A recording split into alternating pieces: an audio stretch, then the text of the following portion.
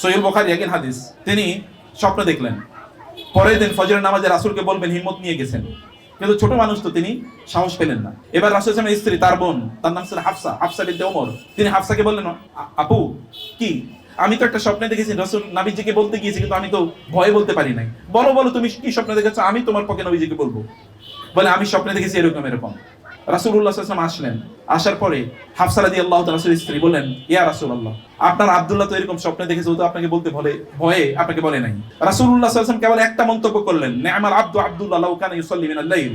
আব্দুল্লাহ অনেক চমৎকার, একটা অসাধারণ অ্যামেজিং চাইল্ড হতে পারে যদি কেবল তাহাজ্জুদে নামাজ আদায় করে, কিয়ামুল লাইল যদি করে। আব্দুল্লাহকে তার বোন এটা কনভে করলেন।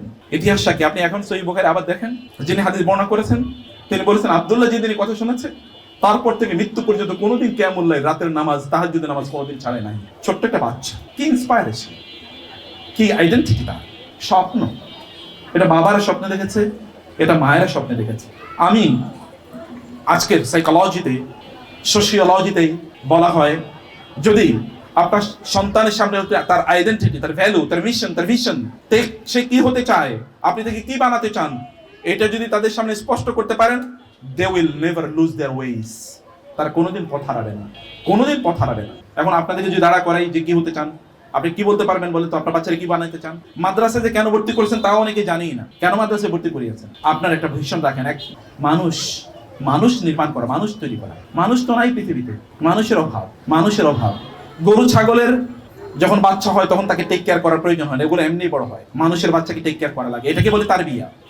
তারবিয়া মানে কি? তারবিয়া মানে হচ্ছে পানি, ইয়ামুত তারবিয়া দেখবেন ওই যে হজে অষ্টম দিনকে ইয়ামুত তারবিয়া, তার মানে হচ্ছে ওই যে প্রাণীগুলোকে পরে আরাফাতে নিয়ে যাওয়া হবে এবং মিনায় যেগুলোকে কোরবানি করা হবে, এগুলোকে ওই দিন পানি পান করানো হয়। ওয়াটারিং, তারবিয়া মানে হচ্ছে আপনার এই বাচ্চাদেরকে ওয়াটারিং করবেন, ওদেরকে নির্মাণ করবেন, ওদেরকে বিনির্মাণ করবেন, ওদের সামনে আইডেন্টিটি আপনাকে তুলে ধরতে হবে।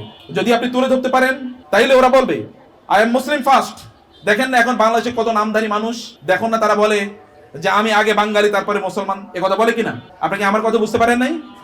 বাংলাদেশের লোকেরা এই কথা বলে না, আমি বাঙালি ফার্স্ট তারপরে মুসলমান। এটা যদি কেউ বলে তাহলে আল্লাহর কসম সে মুসলমান থাকবেন, কারণ নবীরা আমাদেরকে শিখেছে ওয়া আনা আউয়ালুল মুসলিমিন।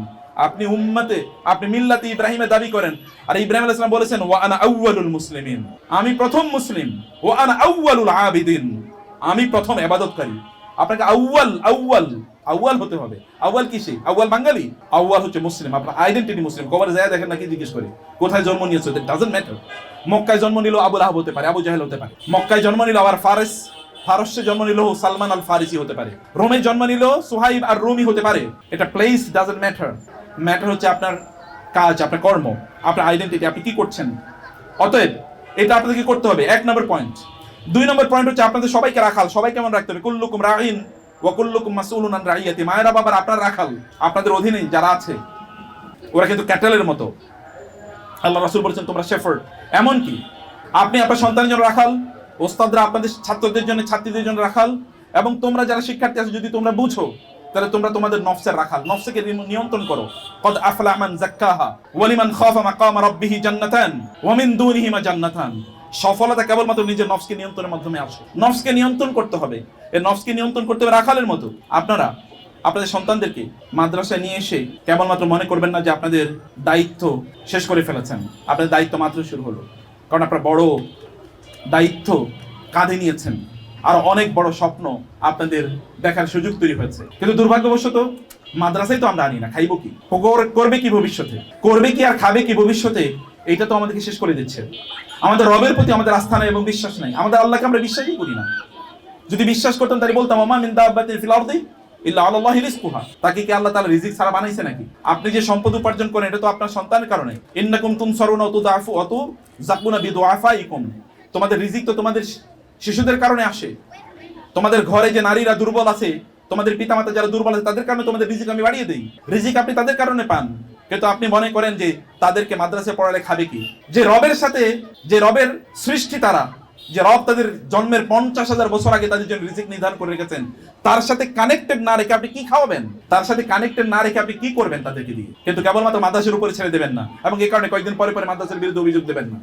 মাদ্রাসায় কয় ঘন্টা কাটায়? না 4 ঘন্টা 5 ঘন্টা, বাকি তো 24 ঘন্টার মধ্যে 17, 18, 19 ঘন্টা আপনার সাথে কাটায়। আপনার ঘরটাকে আপনি কিভাবে বানাচ্ছেন, কিভাবে তৈরি করছেন, মানুষ গড়ার কারিগর আপনার ঘরটাকে বানান। এবং এভাবে আপনাদেরকে আপনাদের সন্তানকে বিনির্মাণ করতে হবে।